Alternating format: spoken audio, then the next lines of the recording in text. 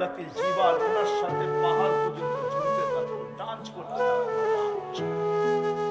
Dance করতে থাকতো, পাহাড় পর্যন্ত ডান্স করতো। ওনার তৌরাতে পাহাড় ডান্স করতো, আর আমাদের নবীর হাতের ইশারায় চাঁদ ডান্স করতো, চাঁদ। তাও ওই বয়সে, যে বয়সে যেদিন মাত্র জন্ম নিয়েছে আমাদের নবীজি, যেদিন জন্ম নেন, তো আমেনা কোলে নিয়ে কাঁদতেছিল। সবাই জিজ্ঞাসা করছে, আমেনা কাঁদিস কেন? দেবররা বাসুকরা জিজ্ঞাসা করছে, কাঁদিস কেন? বলছে আব্দুল্লাহ নাই। মানি এতক্ষণে তো অনেক খেলনা চলে আসতো, আব্দুল্লাহ তো নাই, খেলনা কে নিয়ে আসবে? তো আল্লাহ কানে কানে বলছে, আমেনা কাঁদিস না, সন্তান তোর হইতে পারে, বন্ধু তো আমার। আব্দুল্লাহ থাকলে হইতোই বাকি, খেলনা আনলে বাজার থেকে আনতো, লোহার, কাঠের, পাথরের, এটা সেটা। আমেনা ডুবতে দে সূর্য, চাঁদকে খেলনা বানায় পাঠায়।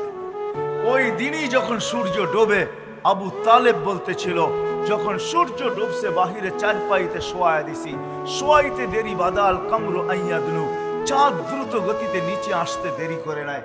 যখন মাথার কাছে চলে আসতে খাসিতু আইয়া পাহাড়ে, আমি চিৎকার দিয়ে ফেলছি তোমার উপরে পড়া না যায়, কিন্তু চাঁদ তোমার মাথার কাছে থেমে গেছে।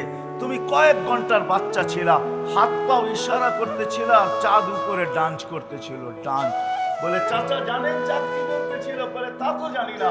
বলে আন্নাল কামারা ইউগান্নিনি ওয়া ইউহাকিনি ওয়া ইয়ামনাউনি মিনাল বুকা, চাঁদ আমাকে ছন্দ শুনাইতেছিল, কান্না থেকে বিরত রাখতেছিল, আমি যেন না কাঁদি, কাঁদলে আমার কষ্ট হবে। আর চাঁদকে আল্লাহ আমার সাথে খেলার জন্য পাঠায় দিয়েছে। দাউদ আলাইহিস সালাম যখন জবুর পড়তেন, তো পাহাড় ডান্স করতে থাকতো, ডান্স। উনি শোনাবে, আল্লাহ বলবে এর চেয়ে সুন্দর। বলে আর সুন্দর কি হইতে পারে? তা আল্লাহ বলবে তালিয়া হাবিবি তালিয়া মুহাম্মদ, আমাদের নবীজি উঠে আসবে, উনি শোনাবে। আল্লাহ জিজ্ঞাসা করবে এর চেয়ে সুন্দর? বলছে এর চেয়ে সুন্দর কি হইতে পারে? তখন আল্লাহ বলবে রেজওয়ান ইরফাইল হিজাব, রেজওয়ান সরা পর্দা, আমি নামবো, আমি বন্দাকে শোনাবো। কেমন হবে? দুনিয়ারই গান্দা নাচ, এই গান্দা জিনিসের জন্য জান্নাত হারায় দিতেছি।